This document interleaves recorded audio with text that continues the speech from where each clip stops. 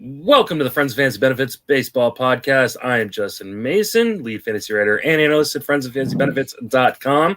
Joining me on this episode is Adam Howe. Adam, how you doing? Hey, Justin. I'm doing great. I mean, happy to be here, talking baseball, and can't ask for much more. That's right, yeah, baby. Right? We're in the real time where people are really starting to feel the grind, right? Because last year we had 60 games. We're almost getting to the point where we ended the season last year. And there's a part of me, it's like, oh, isn't the season supposed to be over yet? Yeah.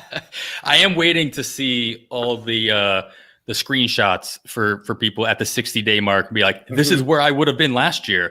Or or I'm glad that the season's not 60 games. Like I'm looking forward to a lot of the Twitter talk on that front.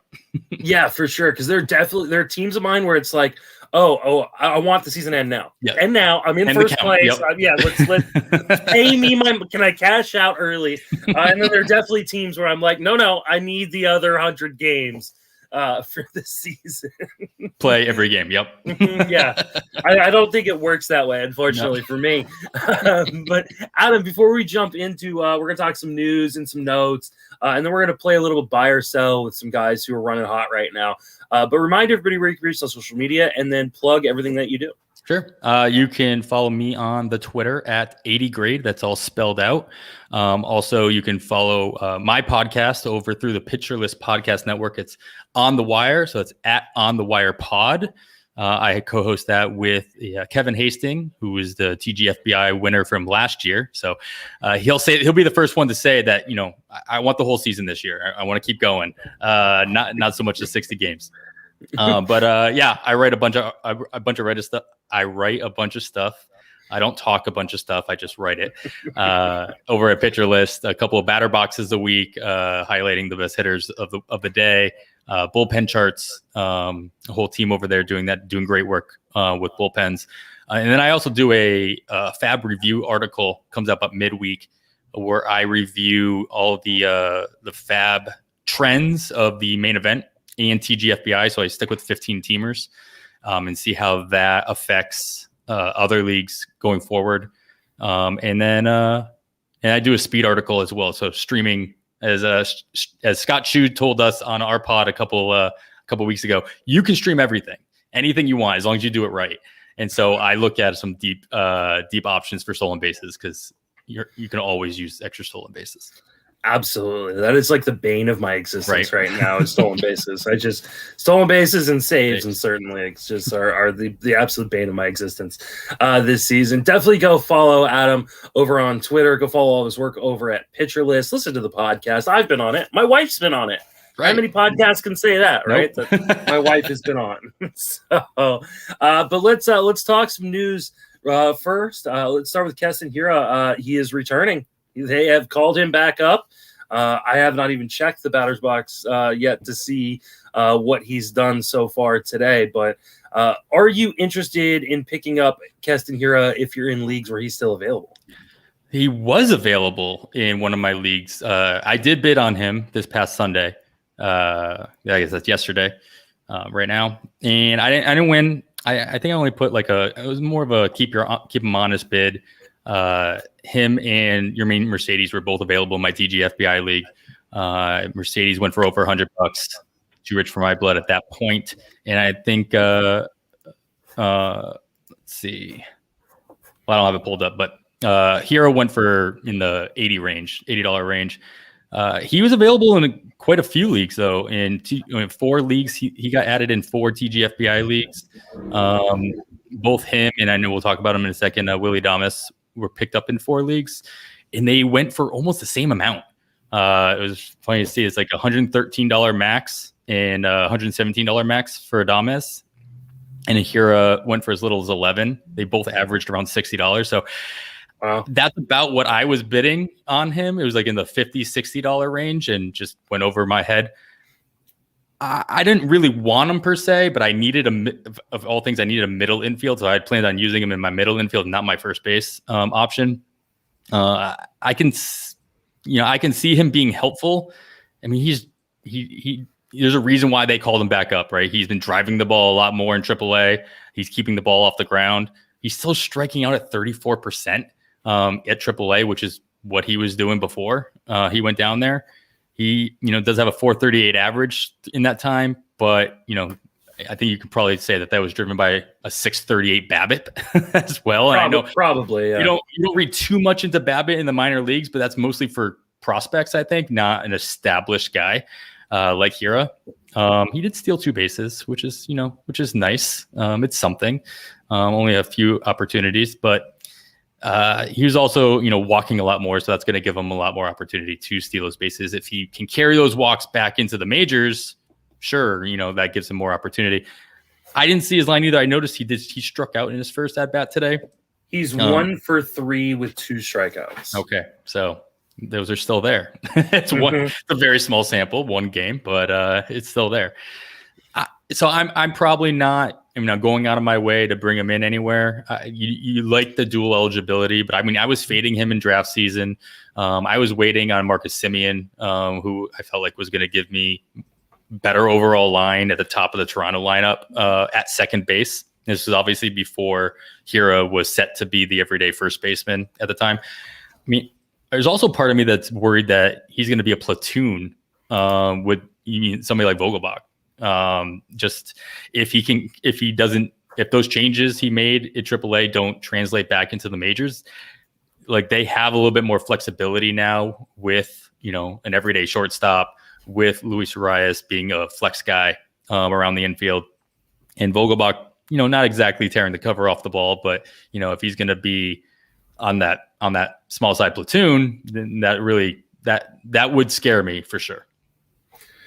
Yeah, I don't know if they're gonna platoon him and Vogelbach. They could easily try to platoon them, but I just think Hira is such a bigger upside bet. And we've seen the upside with Hira, right? We've seen the power, the speed, it all come together in short samples at the major league level. But we've also seen just a ton of strikeouts, a really poor plate approach. And it's great to see that he was walking at a double-digit rate in the minors during his small stint down there, but he hasn't been able to carry that over into the majors. And until he figures out something, he's either got to change the swing and miss, or he's got to add the ability to get on base via the walk at the major league level. There's going to be problems. I put some bids on him. He was available in my main event league. I put a $39 bid on him. I wasn't even fucking close. It was $232 he went for in my main event. Yeah. And I was like, oh, well, nothing I can do. But it's hard because, in a 15-team league especially, how often is a talent like Hira is going to come into the player pool? And so you have to be aggressive in those kind of situations. In 10 or 12-team leagues, I wouldn't be as aggressive. It doesn't make as much sense because there might be more talent that comes in because of that kind of, deeper player pool or deeper waiver wire. Yeah, I agree. It's funny because you always hear about, you go for the upside in 10 or 12 team leagues, right? You go for the upside. I don't feel like that. To echo your point, I don't feel like that applies to Hira just because we're already in a point of the season where you're starting to see what your waiver wire is going to look like on a regular basis. So you have a general idea that you can wait and you can kind of see who else gets dropped. People were dropping Ian Happ early on in the season. There were a lot of other options, especially in the infield or on the right side of the infield. And I think we're going to continue to see that. Yeah, and hopefully those of you who were paying attention to my last episode on here, my last few episodes over on the Sleeper and the Bus, picked up Ian Happ because he's been fucking phenomenal. Since coming off the IL. And I don't think he's going to hit 3-something rest of the way, but I think he's going to be a pretty valuable player. So that would have been a pretty nice scoop if you got him. The Rays make a big trade that kind of came out of nowhere. I would have thought this could have happened prior to the season starting. Hey, you've got all this talent in the minor leagues, in the middle infield with Taylor Walls and Wander Franco and Vidal Brujan. Trade Willy Adames to the Reds, who need a shortstop. Apparently, they couldn't figure that one out, but all of a sudden they trade Willy Adames over to the Brewers for a couple of relievers. They also trade Trevor Richards. We don't really care about the pitchers involved in this deal. And the question becomes, do we care about Willy Adames going to Milwaukee before we get to the prospect situation in Tampa? Yeah, I mean, this is a pure Tampa move, right? Just trade like a well-known commodity for a couple of relievers and then find a way to make those relievers really valuable. But we'll see about that second part of it.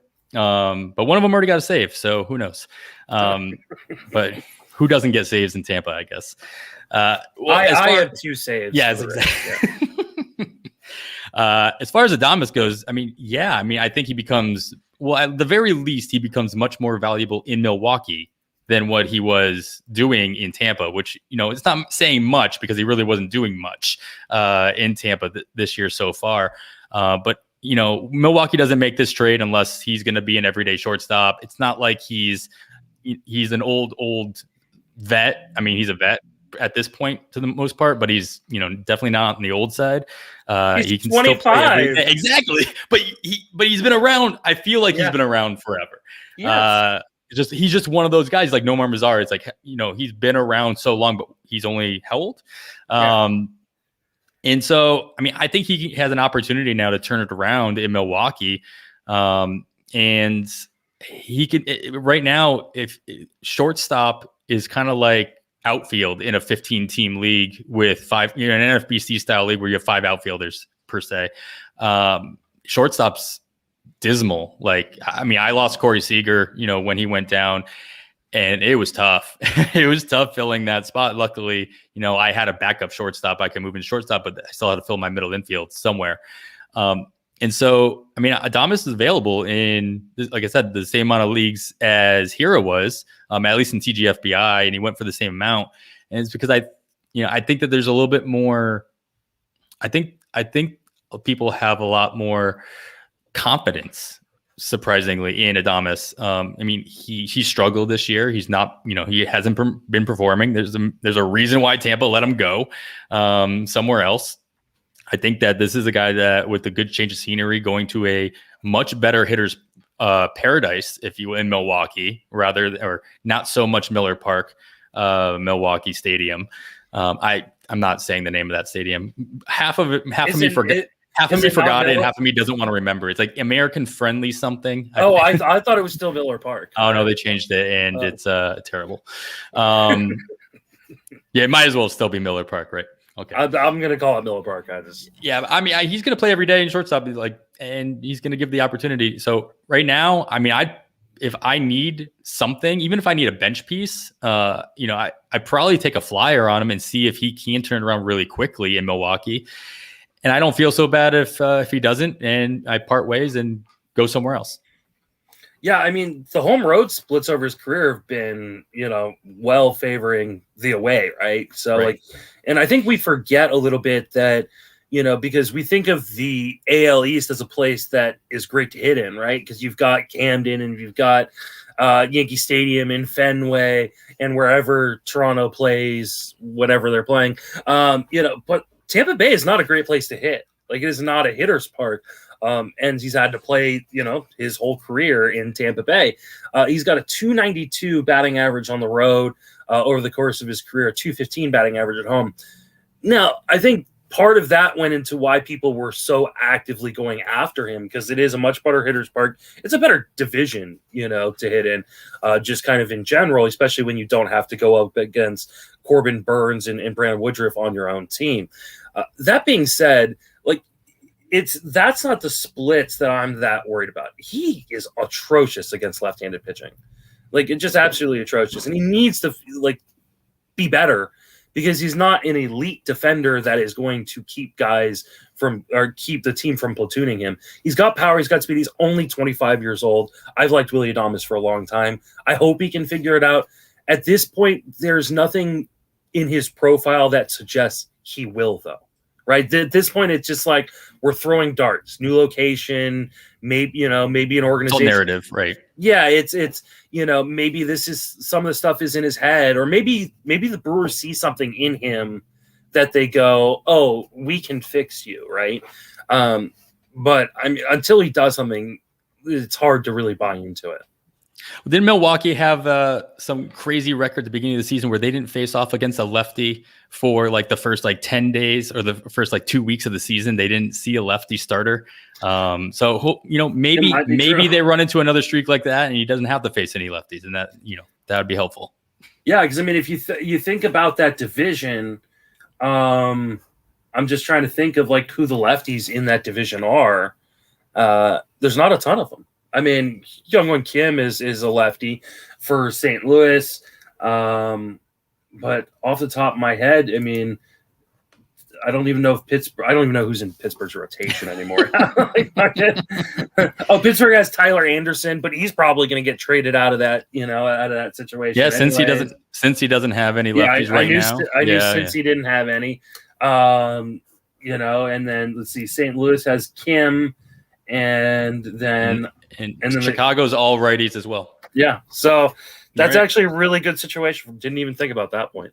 So yeah, I mean, I would take the shot on him, especially if you need it. He was already on a few of my teams, including my TGFBI teams. So I will continue to ride with him just because I've always liked him as a talent.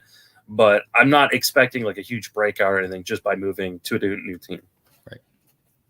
Let's talk about kind of the minor league situation there. I mean, everybody went crazy when this trade happened, right? Because everyone's like, it's Wander Franco time. And the Rays are like, no, it's not.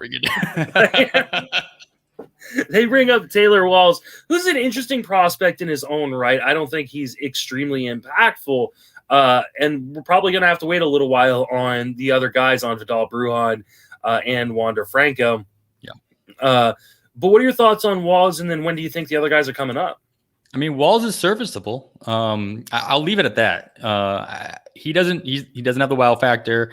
The thing is that I saw Walls coming up before the other guys as well. A lot of people will be first to remind you, before I was that, Walls and Brujan are on the 40-man and Franco's not. So that's a big red flag. I understand, teams can make adjustments on the fly if they need to, put a guy on the, 60-day IL if they need to, or DFA somebody. But you're not going to do that with a guy like Franco, with a team like Tampa that's going to do everything they can to manipulate both service time and arbitration. I mean, that's my biggest worry about when Franco finally does come up, is that they're going to find ways to not play him every day, to find a way to just get the most out of him without playing him every day.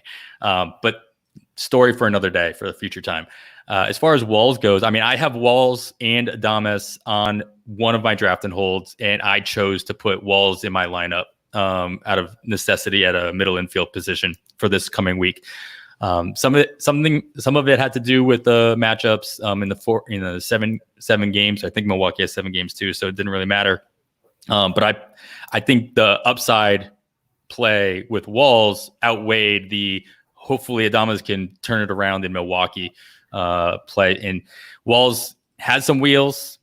He hasn't stolen a base yet, I don't believe, but he's shown it on the base pass. His first hit, double off the wall, just stretching it, that single out to the double was pretty impressive. And I mean, I think he can hit. He's going to play every day. The thing is, I thought when Walls came up, he was going to be more of a utility guy, and he still might long term. But I thought he was going to come up and be able to do a Joey Wendell situation where he's playing all over the diamond, kind of filling in. I drafted the only other place I drafted Walls was in. We do a pitcher list. We do a draft and stash league. I think it was 10 or 11 of us, when we only draft rookie eligible players, and the only stats are innings pitched and games played. So you don't care how they do, you just care that they're up and they're playing. And so I got a nice little steal, I think, in Walls in the 7th round. And I just, I thought he was going to be the first one up of the 3, and he was. And so hopefully I reap the benefits of his playing time, which I think there's going to be plenty of. We got a couple comments in the comment section I'll throw up there real quick. First of all, Jay Hook pointing out the fact that I have no money left in TGFBI, so therefore I've got $216. I'm all right. Yeah. I'll be okay. But then he pointed out the Walsh traditionally hits better from the right hand side, so you should target lefties pitches to get him. I think it's a great idea, especially for DFS if you're because he's going to be cheap in DFS for quite a little while, and then of course in daily moves leagues, in weekly it's a little bit harder to do that.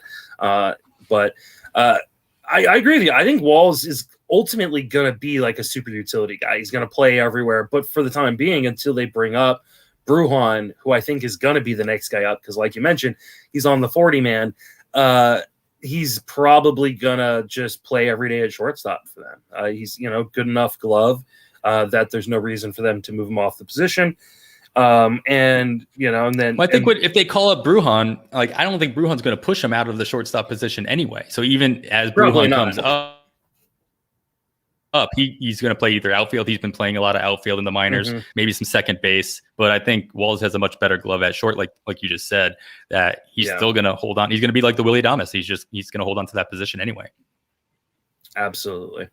I love Brujan. When Brujan does come up, I will be spending whatever fab I've got left on. I think Brujan is going to be a super impactful player. Hate to say that while one of my league mates is hanging out in the chat, but I've been a big Brujan fan for a long time, and I think he's actually going to be the better fantasy option than Wander Franco.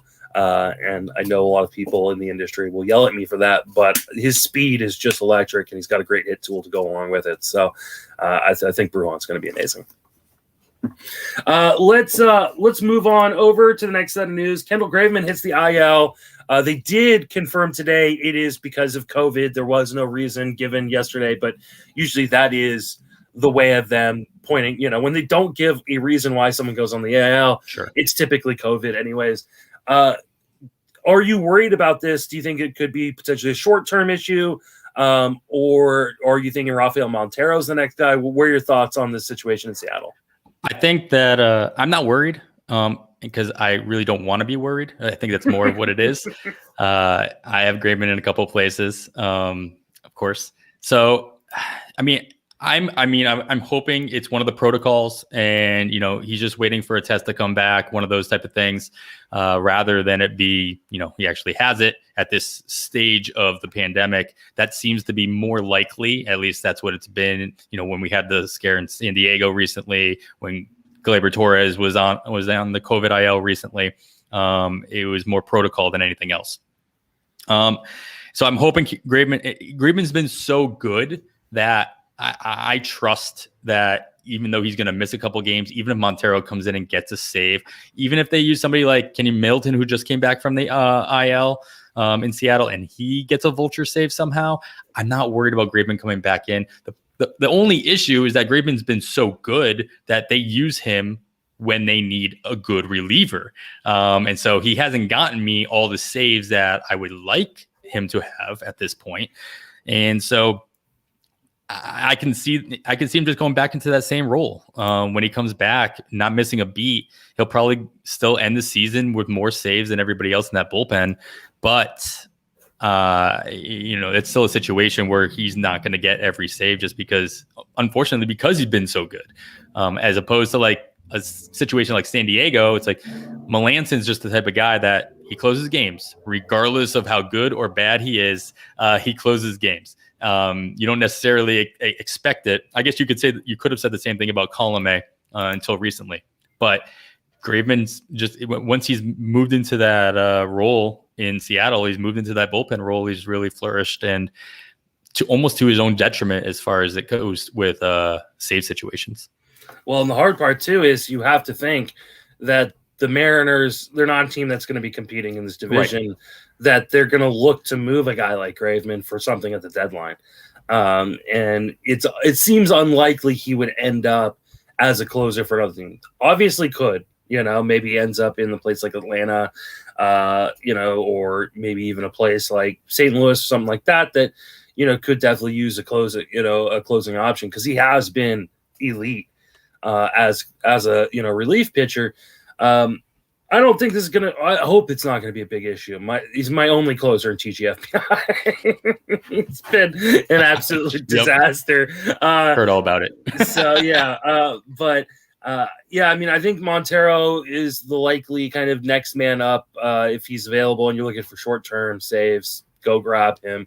And like you said, he gets a few here and there anyways, just because they'll use Graveman kind of wherever is effective for the team.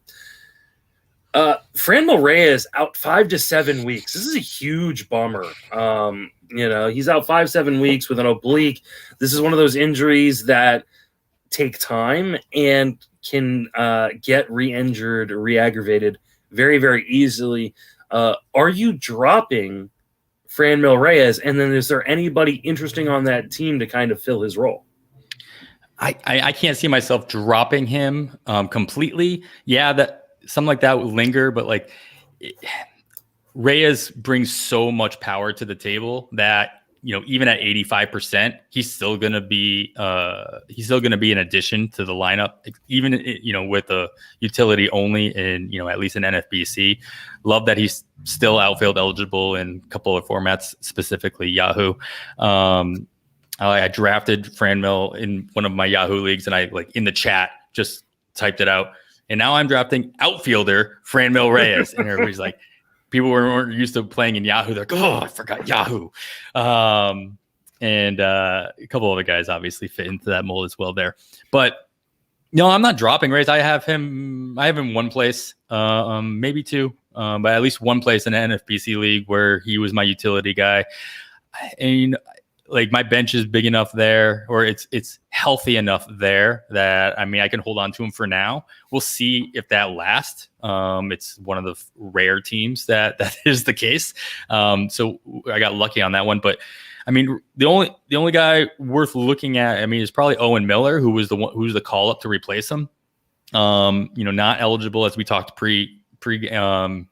pre-recording, not eligible to be picked up this week in Fab, at least in NFBC, because of their prospect rules. But he'll be eligible. He'll probably, unless he goes 0 for 25 to start, he'll probably be a decent bid this week. He played third base today instead of DHing. He has shortstop eligibility already, so possibility of getting dual eligibility in a week or two if he spells Jose Ramirez a couple more times. I don't know how much I buy into that, but it might just be, Jose Ramirez is our best and only hitter left in this lineup. Maybe we want to give him a little bit of rest, and maybe they do that a couple more times. I'm not sure. But that would I'd be more interested in Miller, obviously, if he was eligible at both corner and middle infield position, at least in leagues that I have those positions eligible. But he's going to get some run. They don't have anybody else. It's they don't have any lefty options on the bench to platoon him with. If that was going to be the case, he's one of their top 15 or so prospects. And so I think that if they were going to call him up at this point, it was because they were going to give him the ability to run with it and see what he's got at the major league level. Yeah, I completely agree with you. I don't know that he's necessarily a league winner or anything like that, or an impact prospect that you want to go out and spend a ton of fab on, but he's going to play every day, and especially in your 15-team mixed leagues, that matters. And it's not a lineup in which he couldn't work himself up higher if he is able to perform, which is kind of nice. Some of these lineups, a guy comes up and you go, well, this guy's only going to hit 7th or 8th, right? He's just not going to be able to break up. But the Indians lineup, when you've got Harold Ramirez hitting 5th for you and Josh Naylor hitting 6th.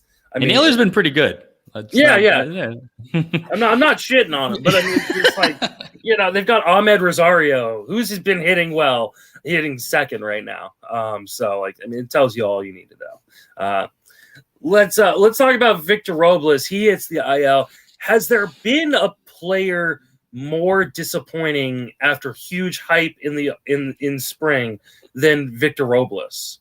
I'm sure there is, but I don't know of who that be at this point. We talked about Robles a little bit on our pod this past weekend.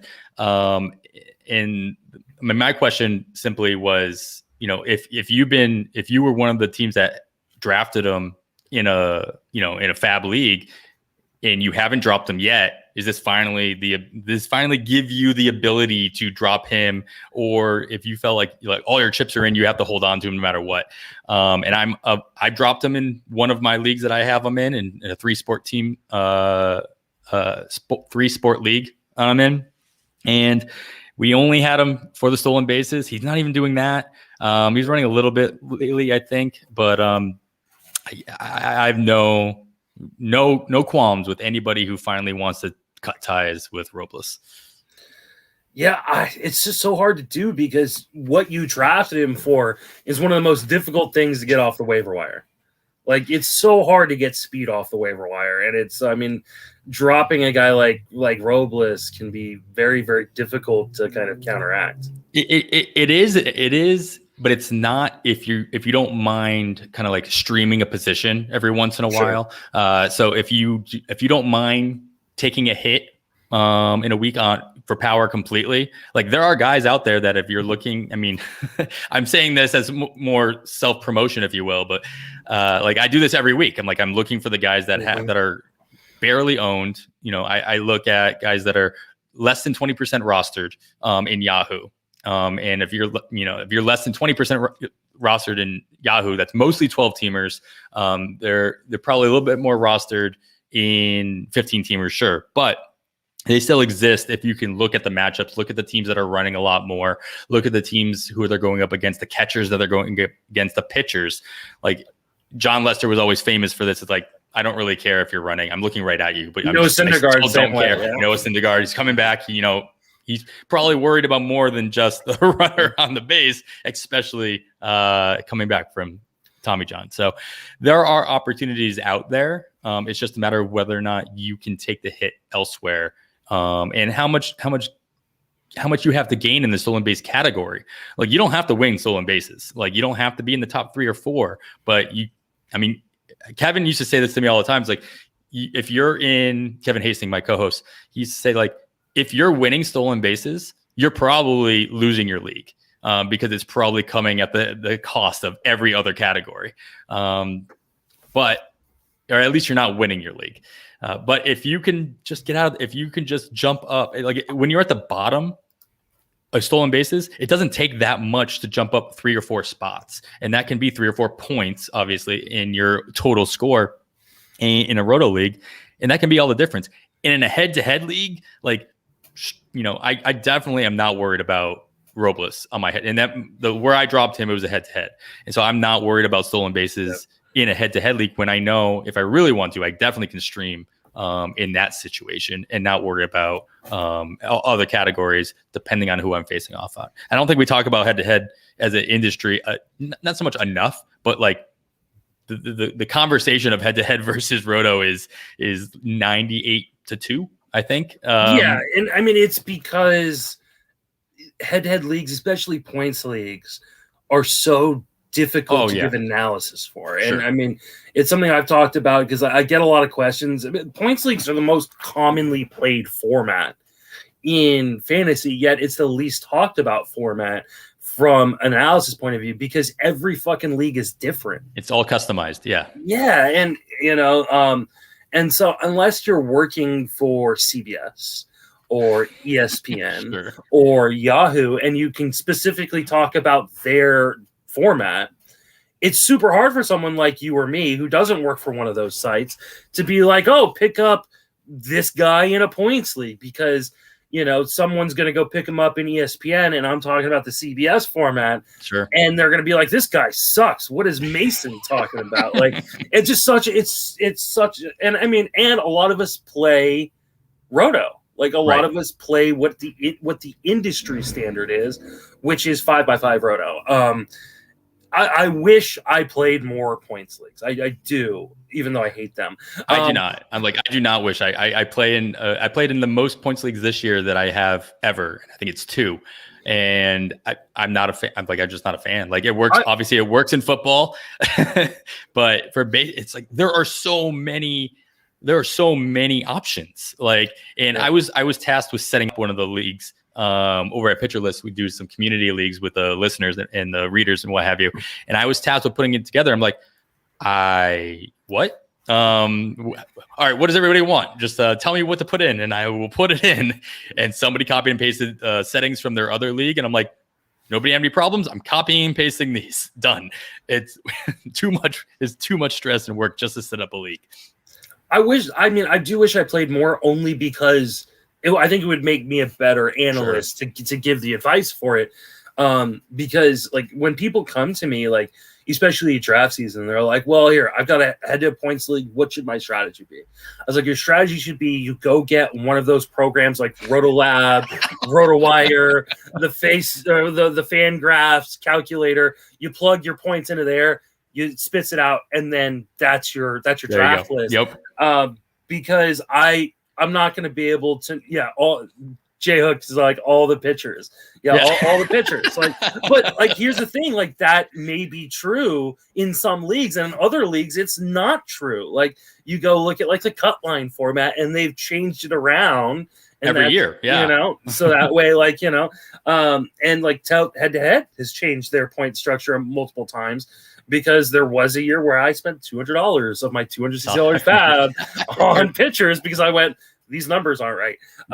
And so, but it's just difficult to give points leagues advice. I will work on that on the offseason. I promise people. I promise those point leagues players, I will figure something out. Nice. Let's move on to Kenta Maeda. He hits the IL with a groin strain. I think they're calling it a right abductor strain, something like that. It's a groin strain on the right hand side.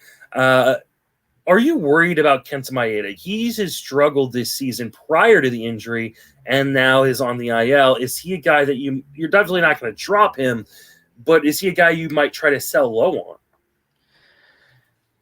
Yeah, to be honest, I would, and I hope my league mates aren't listening to that, because now I'm just going to get all these low ball offers in my dynasty league. But I was worried about him after, start number 3, really, to be honest. The only thing I'm holding on to right now is like with the hope that he gets off his feet and he can get into his brain and kind of figure out what it is that's been going on, take that time, if he utilizes this time off to not only rehabilitate his injury, but also to figure out what it is that's been going wrong, that a lot of us see, or a lot of us have seen, whether he's nibbling too much, he's not getting as lucky as he was last year. He's not facing as much of the central this year as he was last year, which was 100%. I'm definitely worried. I'm actually grateful in the leagues that I have him, where I have IL spots, that he was able to go on to the IL, and I was able to, pick up another pitcher in his place at this time. So I'm not taking a 0. Obviously, in a NFBC format where you don't have IL spots, you're just benching them and filling them with whoever you could get off the Sunday waivers off of Fab. But I'm not happy. I'm very worried. And it'll be, Nick Pollock always calls this like a still ill when they come back from injury and start. I'll probably consider his first start back a still ill, and I may not start him. Even in the situations where I might lose, I might take a 0 on that day, just because you gotta hope that whatever's going through his head and whoever he's talking to can kind of can set things right while he's taking time off. Yeah, he just doesn't have the same command this year. At least he hasn't. And I don't think you can chalk it up to, well, he was injured, because he dealt with the injury the last 2 starts, but prior to that, right, he just wasn't able to locate his pitches as precisely as he was able to in previous seasons. And I know a lot of people point to, he only had to go up against the Central last year, but I don't think there's a clear difference in the way he's delivering his pitches than there was last year. Like and J Hook is saying we can chalk it up to cold weather. I think that's part of it. One, we started the season last year in July. He didn't have to pitch in cold weather because it was July. And then previous to that, he played in LA. He didn't have to pitch in cold weather. And so I think that's part of it. But he also pitched in some warm weather stadiums. He pitched in some domes this year, pitched in Milwaukee. There's he just doesn't have the right feel for his pitches. And I have started to wonder if the change to the ball is affecting him. And then not being able to get away with using, certain sticky substances maybe as much is affecting him. And if that's the case, there's no reason to think it's going to improve, because nothing is going to change in that regard this year. I'm very worried about Kenta Maeda, and I wasn't a month ago. A month ago, I was saying, "Hey guys, he's going to be fine," and I'm much more worried at this point. He doesn't have the overpowering stuff to be able to not locate as precisely as he has in the past. And I don't know that I would. I'm stubborn. And we've talked about this on this show. I've talked about it on Sleeper in the Bus. I'm a stubborn fuck, and I'm not, and I tend to not want to sell my guys. And thankfully, I guess I don't have him in any trading leagues this year. I only have him in NFBC. I probably wouldn't sell him low, but you know what? Ultimately, it might be the right decision. Yeah, I mean, I'm probably not going out to sell him, but if somebody comes to me with like, hey, do you want to part with them? Like, do you not trust them? Like, or if they're having this conversation with me, I'm probably at that point going to be honest, be like, yeah, give me an offer, like give me something. Yeah, I'm not going to sell them for 2 cents on the dollar, but at I might take something. Let me give you some. Would you rather? All right, let's do it. Yeah. All right. Would you rather have Kenta Maeda or Luis Castillo, who's also struggling? I do trust J Hook's comment about cold weather probably a little bit more with Castillo. So I'd probably take the risk on Castillo. Plus, Maeda's hurt. He's actually physically hurt right now. And so I think that's an easy Castillo even with his struggles. Okay. What about someone who came out of I don't want to say came out of nowhere. There were some people on Trevor Rogers, but Trevor Rogers has been elite this year. Would you swap Maeda for Rogers? I mean, at this point, especially if it's a dynasty league or even a keeper league with a decent amount of keepers, yeah, I mean, I would take that. If somebody came to me with a one-on-one right now, I'd take that pretty quickly. Okay, what about Alex Wood?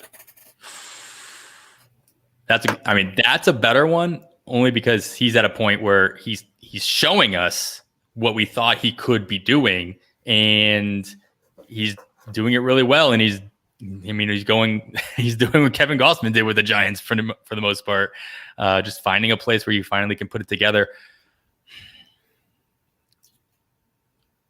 That one in a redraft league, gun to my head type of situation. At this point, I'd highly consider it. But it'd be a lot tighter. I was going to ask a few more, but I think that speaks volumes, especially with Alex Wood's injury history. It's just, as much as Wood is a guy where if I've got him, unless I'm getting that kind of deal, I'm just going to ride into the wheels fall off, because I just don't trust him to stay healthy. Like, I just don't. But at the same time, I think he's going to be good as long as he's pitching. Exactly. And he's pitching. Yeah, right now. Let's talk about the last piece of news. Alek Manoah is coming up on Wednesday. This has been really surprising to me because, and I talked about this on Sunday on the Sleeper and the Bust. I did not think he was going to be coming up until the end of the season, but he has just been elite in AAA so far this season.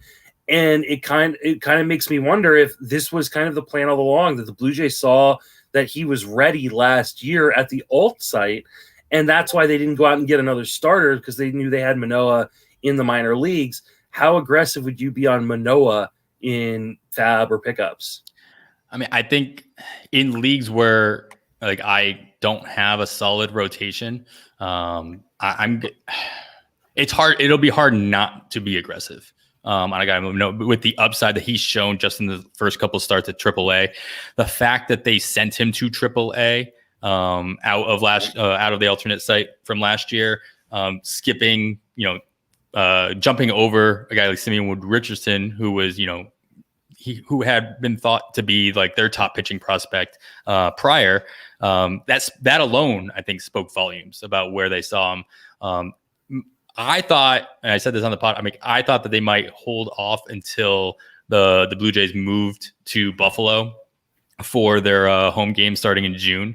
That way, there's not jumping him around a lot since he's already in Buffalo right now, pitching all his games. But what's a week difference?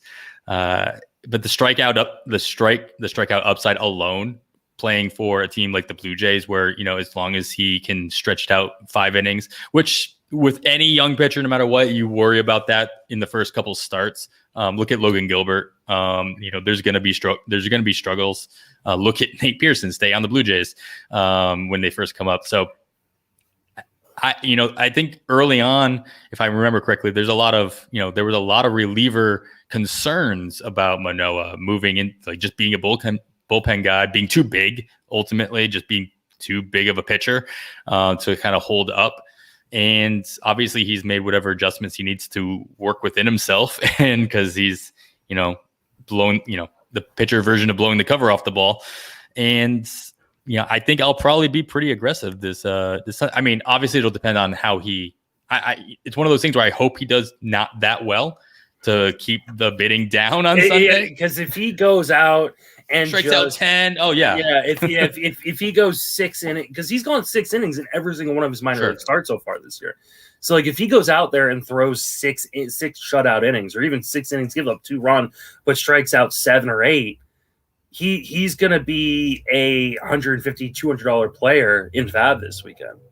And I'm here for it. Like I'm here for it. Like I think he's insanely talented. Yes, there are gonna be bumps in the road, especially because Toronto plays in, like I said before, like it doesn't matter where Toronto's playing, it's a bad park to pitch in, whether it's Buffalo, whether it's down in Dunedin, whether it's in Toronto eventually. Like none of these parks are good places to pitch in. But he's been insanely good. Only 3 walks allowed in his first 18 innings. Only 7 hits allowed in his first 18 innings. An insane amount of strikeouts, 27 strikeouts so far. I think a lot of people threw a lot of fab at Logan Gilbert. That fab should have been held on to for Alex Manoah, because as much as I like Gilbert, and I think Gilbert's going to be a really solid, like number 3, number 4 starter in fantasy, Manoah clearly has number 2 starter upside, maybe even starter 1 upside. I'll be interested to see what the pitch mix looks like. Is he just going to be fastball slider? How much of his third pitch can he incorporate and actually use at the major league level? And I think that will determine how successful he can become as a starter. But I will be glued to the TV on Wednesday to watch this start. I mean, we've had plenty of guys who have proven that fastball slider 2-pitch mix can work, right? Yeah. At least for a few years. And so if you're going to have a 2-pitch mix, that's the one you want, especially with a slider like Manoah has. Yeah. That is going to be it's something just to note, like of the, I think it was 30, 20, 27 strikeouts he had so far. 22 of them came against Boston's AAA team in Worcester. So keep in mind that he did face the same team twice, getting double-digit strikeouts in both of those games. It's not a bad lineup in Worcester. Like the Boston's AAA team is very good. That's ultimately. Somewhat more impressive to me that he was able to mow them down once, and then they got to see him again in short order, and they still couldn't figure him out. Right. On their home turf as well. The second game was in Worcester. First game was in Buffalo. So that's something to tip your cap to. Yeah, I'm super interested. I don't even know, who are they playing on Wednesday. Are they playing? I don't even remember who they're playing. We'll find out. Let's see. Let's talk about some guys who've been pitching or hitting very well recently, and whether or not you're buying or kind of selling. Let's start with Cody Poteet, another kind of one of these prospects that I think people weren't expecting to really be really impactful this year. He's been really, really good so far. The question is, how long does he stay in this rotation, and is he a really good fantasy option? Yeah, I got streamed.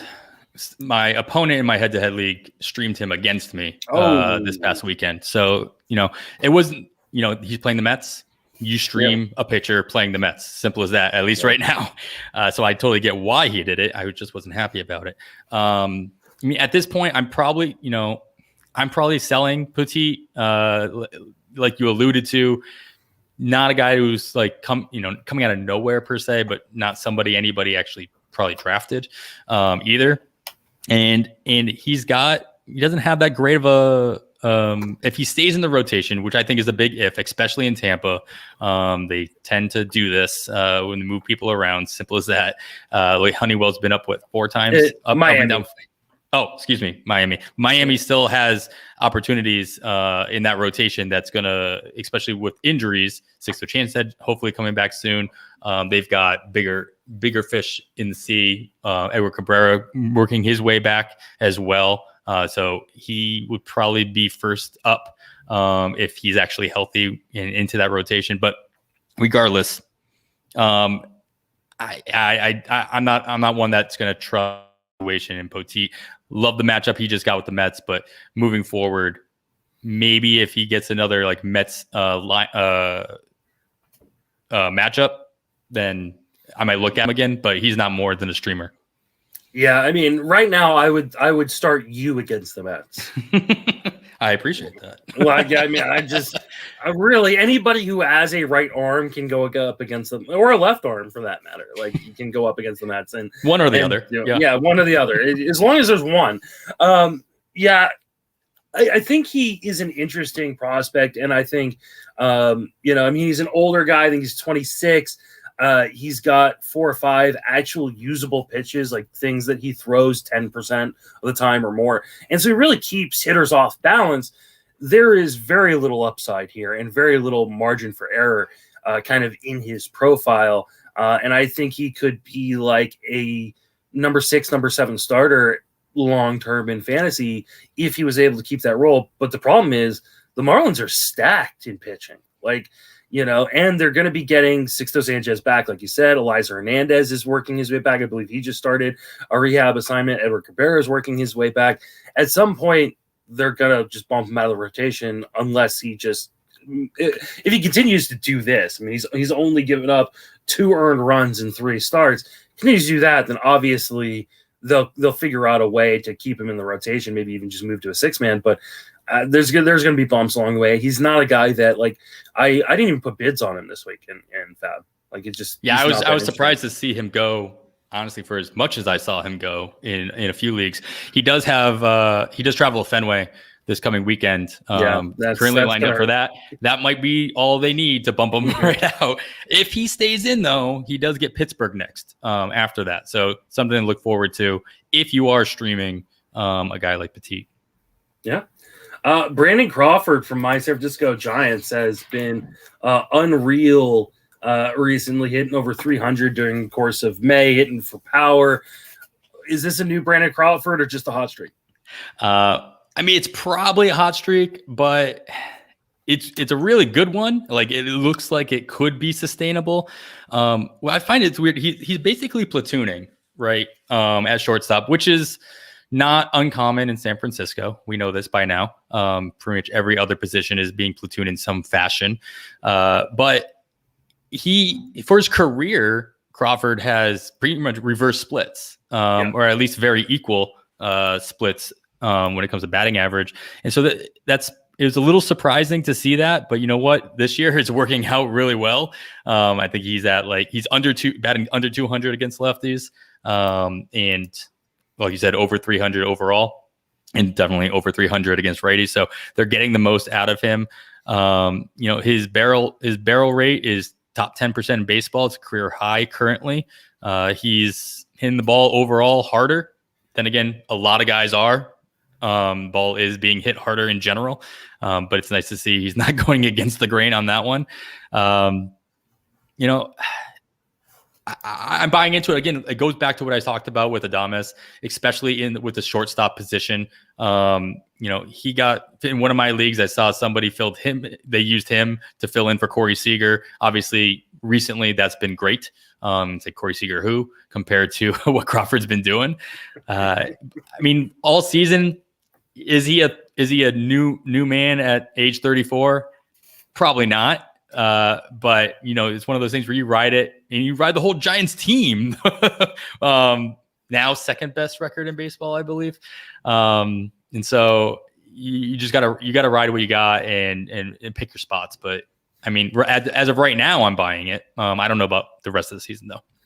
Yeah, you know where you use him? Use him on the road versus right-handed pitchers. That's it. Like he's, I mean, as much as he has like a great overall line, he's hitting 207 at home. And he's hitting under 150 against lefties.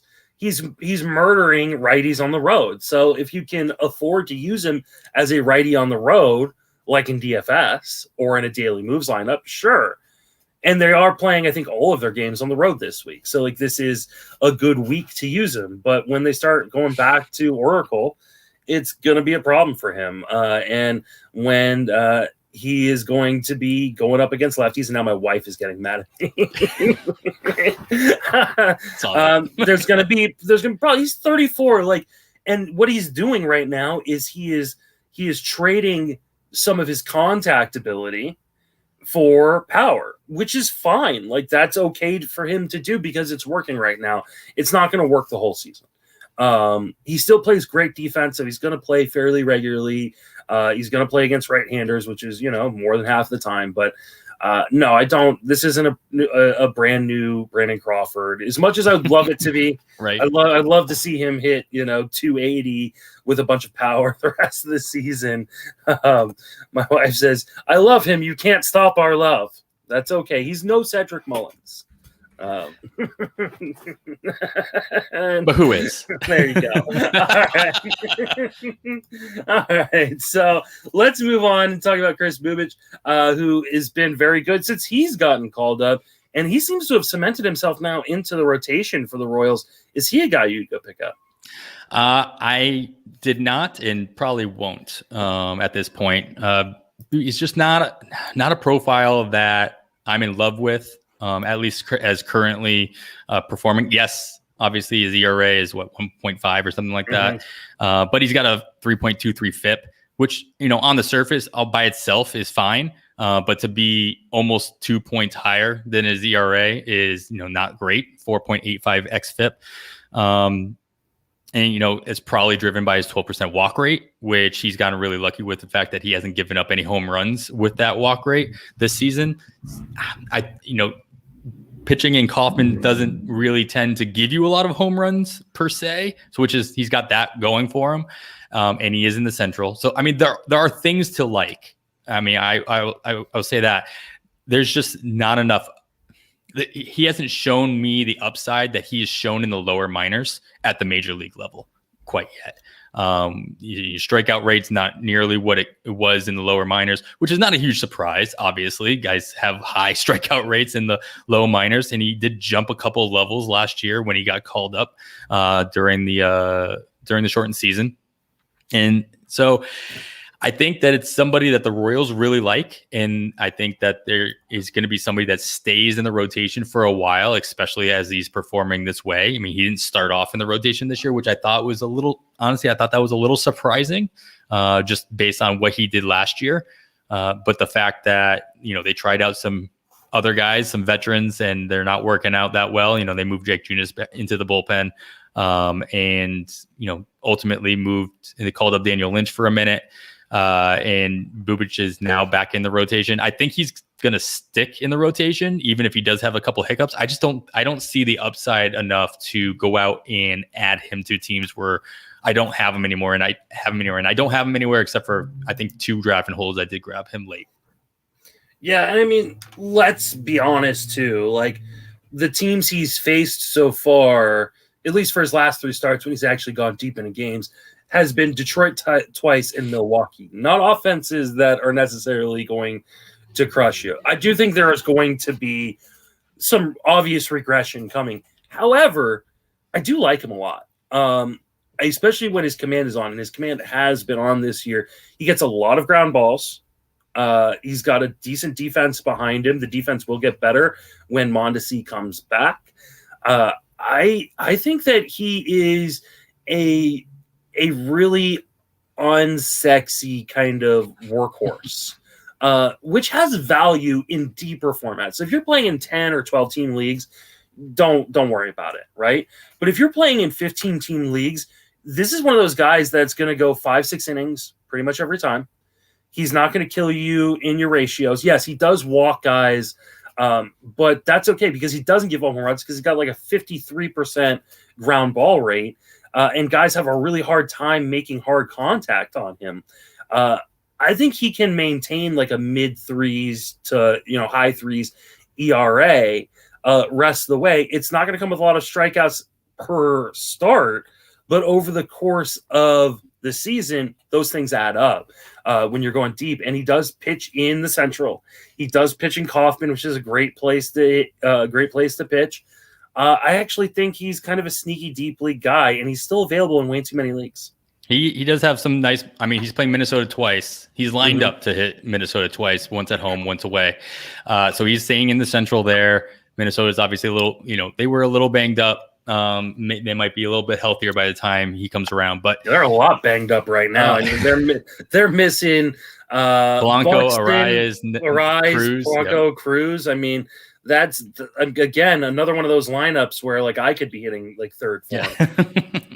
So I mean, that's nice if they stay that way. And not sure how long all those guys will be out for. I think Cruz and Polanco both hit the IL. I know Polanco did. Did Cruz actually hit the IL today? I'm not sure. He I know wasn't as of this morning. Yeah. Oh, then who knows? He might come back a little bit earlier, and it's nice that he can come back as obviously the DH. So it might quicken his timetable where others might go on to an IL stint. Yeah, Cruz has not hit the IL yet, so he might. He's missed 3 straight games now. So and then I sat him this week in a number of leagues just because they have another off day and he wasn't playing today. Right. So that's not gonna. Yeah, that's a reason to sit anybody for the most part, even somebody like him. But yeah, I just don't see the upside per se. To your point, like yes, if he continues to go 5, 6, maybe even 7 innings every once in a while, he'll volume his way to a couple more strikeouts. He might luck himself into a couple wins with Kansas City, who's not the worst team in the Central. And that might be saying a lot. I'm not sure. Sorry, Kevin. And so, I mean, I understand why.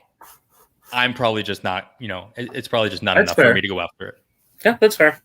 Austin Riley has been really, really good this season. Hit 2 home runs yesterday, hitting over 300. Is this a new Austin Riley, or are we bound to be like Charlie Brown trying to kick the football with him again? I mean, I'm buying him right now. I'd probably buy him for the season, and it was floated around in my dynasty league whether or not I was interested, and I said I was interested, but nothing ever came from the discussion.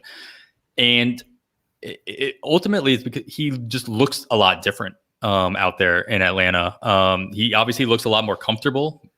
He's been playing a little bit longer. That'll happen, but the biggest thing that stands out to me is on the negative side. His XBA is a lot lower than his batting average. So, there could be a little regression that comes in that realm.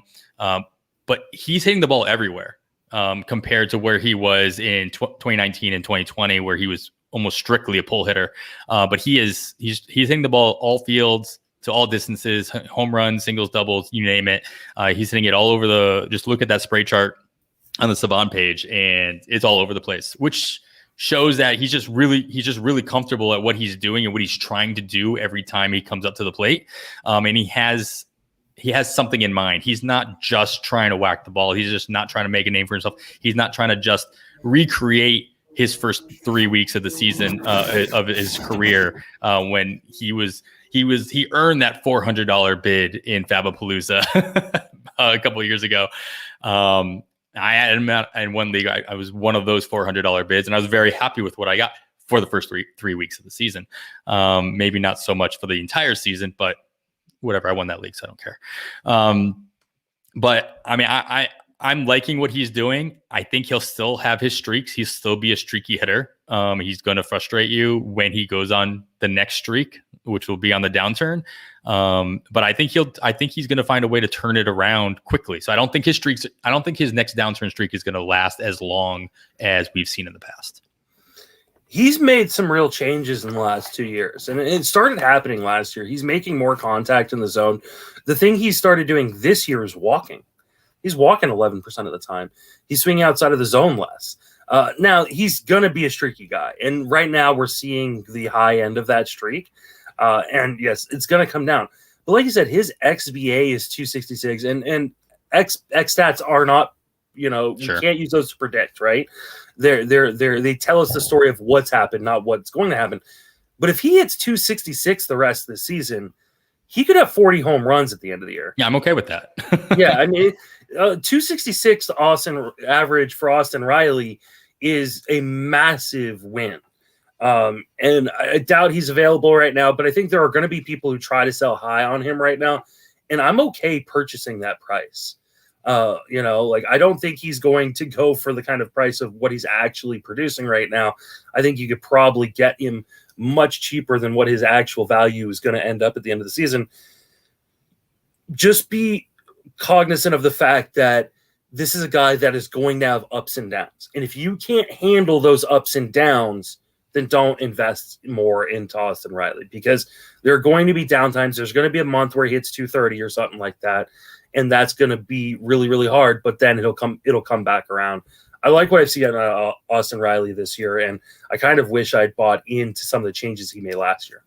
Now, let me ask you a question about Riley. I hear you talking about this with Paul all the time on Sleeper in the Bus. Where do you see Riley going in the second chance leagues that are kicking off this week based on what he's been doing right now? It's there's going to be drafters that are living in the here and now, exactly what they're doing in the moment. I know there's more than one draft. So where do you see him being? Where's the ADP? And then where do you think you're going to, I don't know if you decided whether or not you're doing one of those leagues or not, but if you are, where do you see yourself grabbing him as a third baseman in those formats? So let's see. His ADP was 213 in drafts this year. I doubt I'm going to do one. I've gone back and forth. I want to do one, but it's hard to rationalize it considering how many leagues I'm already in. That being said, if I was in one, I think I would probably take him in the top 150. I think there's a chance he goes higher than that. And that would be very difficult for me. Sure. I think he's probably worth it, though. I mean, if we're saying he could hit let's say 250 rest of the season. So we're going to go on the low end of kind of rest of season projections, at least where I would be projecting him. I think he could hit another 20 plus home runs. That's not out of the question. And a guy like that would probably should be going in the top. Let's see. Those drafts are 12-team drafts, so he probably should be going in the top 13 rounds. It'll be interesting to see. That's what I love about these drafts is I think they're going to be so fucking crazy. Oh yeah. I really do. I think they're just going to be kind of all over the place. And that's what makes me so interested to jump into one. Like I said, I've got to make a decision quick, right? They start on Wednesday. I will have my ranks done tonight for them, for my Patreon subscribers. But I have a real hard time pinning down where I think you should go. Yeah, I mean, I can see it. I pull up ADP. Brian Hayes was going around 126 in March, right? In 12 teamers on NFBC. Mm-hmm. That just screams Riley, the amount of hype that Hayes was getting pre-draft or preseason. That screams exactly where Riley's at right now for me. So I can totally see him in that 125, 150 range at the, some maxes in there as well. Yeah, I think you're probably right. And someone will pop on him in the top 100. Oh, sure. Somebody's going to do it. All right, let's move on. Talk about Casey Mize, who he's an example of one of these guys that struggles in their first go around, but is a top prospect. And then second go around, he looks like the guy that we thought he could be. Are you buying in on a breakout for Casey Mize? In redraft leagues, I'm buying him for the short term for the next couple of weeks. I mean, he's got some decent opponents coming up. He does face the Yankees, who are also banged up in their own right to an extent. The White Sox, but then he also gets Seattle and Kansas City coming up. So what I see out of Mize is I could see myself holding on to him where I have him, or even acquiring him right now, and then hopefully and seeing his stock rise even further in the next couple of weeks, and then jumping off. Because first of all, he's still on the Tigers. No matter how good you are, you're still on the Tigers. Sorry, Tigers fans, but they all know at this point. And it's not going to be very conducive. I know he's got a couple wins the last couple outings, but that's not going to be very conducive. I do worry about him holding up all season, and not only with an inning count for the entire season, but just how deep he's going to go into games moving forward against tougher opponents. And yes, he's gone. I think he's gone 6 innings the last couple. 6 innings.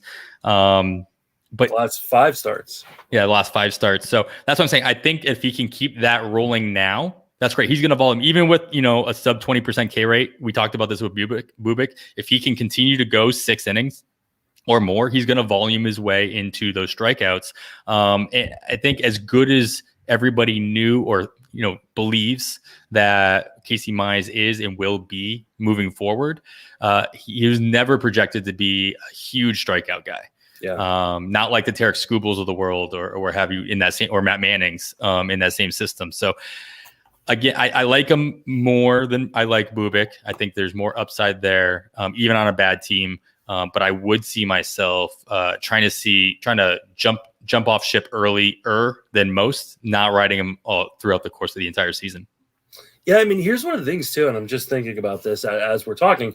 That whole division is bad teams.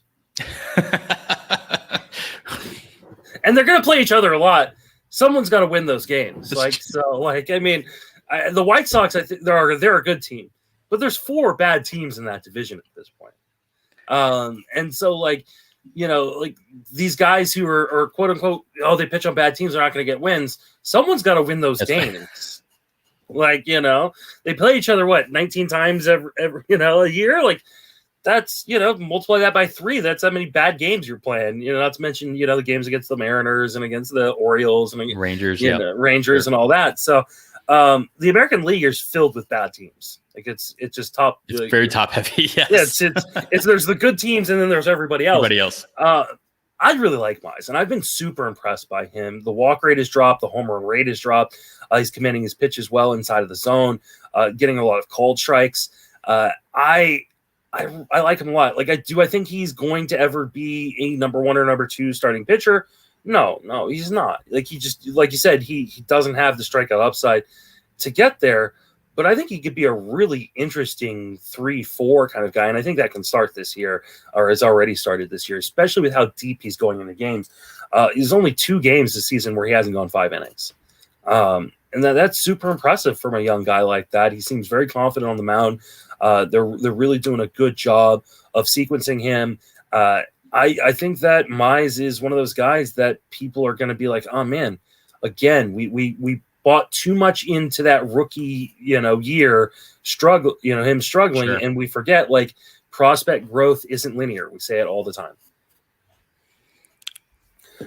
Let's move over to a guy who is not a prospect by any stretch of imagination. Odubel Herrera has been really, really hot over the month of May. Is this something to buy into? I mean, this is a guy who was a good player before some really atrocious legal stuff. Yes, we'll leave that at the door at the moment. That's fine. He was. We talked about this with Riley. He's as streaky as any player in the league.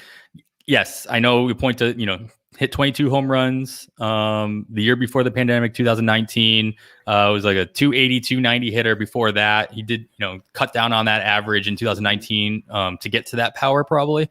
But, I mean, he did absolutely sorry, that was 2018. He did nothing in 2019. He hit 1 home run at 222 average.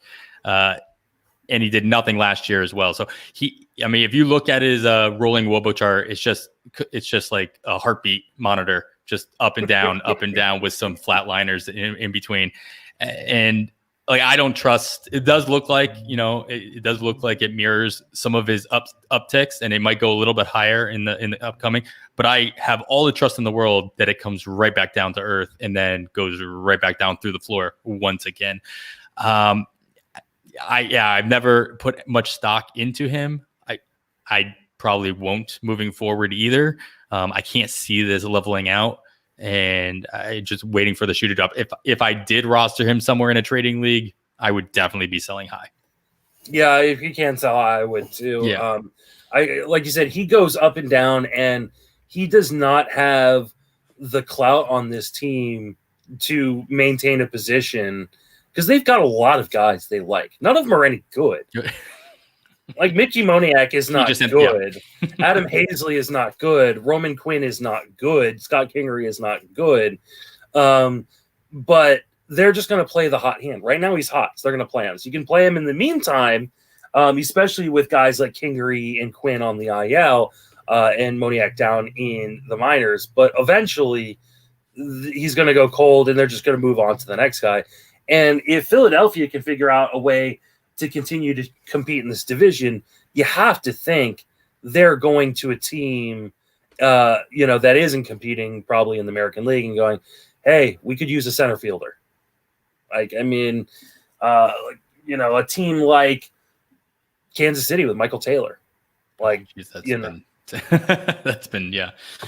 A team like, I'm just trying to think of a team that's not competing. Wouldn't Joey Gallo look really good in Philadelphia? And there's been rumors of him being potentially on the move. I think that this is, a short-term ride the hot streak. Matt Williams says, as a Mets fan, I'm jealous of the names they have available to actually play the outfield. Yeah, because Jones Highway got hurt. Got hurt today, so I don't know how to pronounce his name properly, so I'm going to continue. And I don't want anybody. Bandwagon. Yeah, sure. No one should correct me, because I love this. I'm thinking about getting a Jones Highway jersey, or at least a jersey. Yeah. Yeah, right. This is great.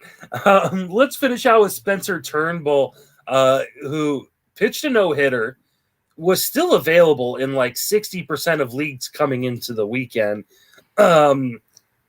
People are not buying in on Spencer Turnbull. I know he did it against a really crappy team, and everybody's throwing a no-hitter this year. But are you buying in on Spencer Turnbull at all? Yeah, I am. I mean, I did. I was lucky enough in that 1 point, or one of those 2 points leagues I do play in. I was able to stream him for his no-hitter. So I was very happy about that. Nice. It started off my week very nicely. And I just rode that to, at least I win that week. I've liked Turnbull mostly I play mostly 12-teamers, so I mostly like seeing Turnbull as a streamer in general. But, his rostership, I think, is just really low compared to what he's been doing. And then obviously after a no-hitter, it's still he's not Wade Miley. Okay. Like, he still has the potential to rack up what you need in pretty much every category. Again, also bad team. But like you said, somebody's got to win those games. And every team who's been no-hit has been a bad team. We haven't had one of those random no-hitters against a good lineup this year. And we've had, like you said, plenty of no-hitters. He did not throw a no-hitter tonight, which is unfortunate. Really wanted to see what that 1938 record tied. And so he still had a quality start. He only had 3 strikeouts today, but I do believe the strikeout upside for each start he does go in is a lot higher than the guys I think we've talked about already between Mize and Bubik. He's obviously proven he's going to stay in that rotation. I think there was some questions whether or not that would happen early on. He would have some reliever upside because, of course, he's another 4-seam, a slider, pitch mix guy. And like I said, if you're going to have two pitches, you have those two pitches, and when they're working, he obviously can do good things, and he's shown that. And yeah, I'm not all in on Turnbull per se, but I would be. Turnbull's the type of guy like I would be targeting in like a 2-for-2 trade. If I were making like a hitter pitcher swap and I was just looking for an upgrade, a hitter upgrade, Turnbull would be the pitcher I'd want back from the guy who's trying to take the better pitcher from my roster. And I'd be Kenta Maeda deal. Oh, maybe. Go, right? I tend to agree with you. I think, we're seeing him get more swings outside of the zone. He does give up a fair amount of zone contact, but it's a lot of soft contact, and it's a lot of contact on the ground, above 50% ground ball rate. He's commanding his pitches very well this year, and he always tends to. This is a guy who's never had a home run per 9, above 1, right? So, it's he's a guy who doesn't give up home runs. He's walking less guys than he did last year, more in line with what he did in 2019. I think Turnbull is really, really underrated. And I do think he could be a guy that gets moved at the deadline. He's 28. They've got a lot of arms kind of coming up through the minors. They need to make spots for him, but that just means it goes on to a team with better win potential. So I do like Turnbull, and I do think he's underrated. Again, one of those guys I kind of prefer in deeper formats because he doesn't have that huge strikeout upside. I do think there's, he's obviously got better strikeout upside than like Bubic, who we talked about, or maybe even Mize. But like he doesn't have elite stuff to get the strikeout. So and he does a lot of too much contact to get those. But I do think he can be very, very usable as like a SP5, SP6. Yeah, and I think if he does get moved this year, I think Tigers could get plenty for him. He still has 3 years of arbitration left on his control. So it wasn't like a Matt Boyd situation like 2 years ago when everybody thought, he would be sent with all that, still that control.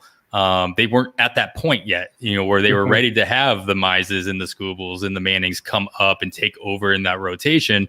They are on the brink of that right now. So I could see, I think the likelihood of Turnbull moving is more than when we saw Boyd a couple years ago. Could see Boyd on the move as well. Oh, sure. Yeah. All right. That is going to do it for this episode. Adam, thank you so much for joining me. Yeah, thanks for having me, Justin. This was it was great to be. This is actually my first non-pitcher list podcast. So there we go. I made my own personal history here. There we go. And it's been great. Remind everybody where you reach on social media, and then plug all your work because you are doing a ton. Yeah, thanks. You can follow me on the Twitter at 80 grade. That's all spelled out. And you can listen to me and Kevin Hastings. We do a fab-oriented podcast. It comes out every Sunday morning. Gets posted at 6 a.m. So you have all day to listen to it. We go over all the fab options that we can possibly think of. We've had some amazing guests on in our first season so far. And hopefully that'll continue moving on. Hopefully, Justin, you were in one of our preseason episodes. Hopefully we'll get you back on during the regular season as well. Absolutely. So look for that. The episodes have been running long. I fault nobody for using the 1.5 times speed or even the 2 speed. Might be a little bit more difficult to listen, but it's possible. I can't do that. I know a lot of people tell me oh yeah, I listen to it on 1.5. I feel like I'm listening to Alvin and the Chipmunks when I do that. I can do 1.5. I can't do 2. But it depends on which podcast it is, of course. And then I write a bunch over at Pitcher List. I do 2 batter's box articles a week on Fridays and Saturdays. We're recapping all the best hitters of the day and what that might mean. And then I do the bullpen reports Fridays and Saturdays as well, breaking down all the holds, saves, situations that are going on there. I do a fab review article. Usually comes out anywhere between Tuesdays and Thursdays, depending on my personal schedule. I break down 15 teamers in NFBC and what fab trends we are seeing. And then I do like I said earlier, a speed article, a need for speed, where we're looking for streamers that could get you a couple of stolen bases in the week. There you go. You can reach me on Twitter at Justin Mason, FWFB. You can email me or the show, friendsoffantasybenefits@gmail.com. You can read all of my work, mostly over on Fangraphs and Fantasy Alarm, as well as friendsoffantasybenefits.com and tgfbi.com. And then you can hear me on this podcast, Sleeper in the Bus podcast, and TGFBI podcast. And that is everything, I think. I'm sure there's more. I got something else in the works eventually, right? But that will wrap us up. For Adam, myself, thank you for listening. Have a fantastic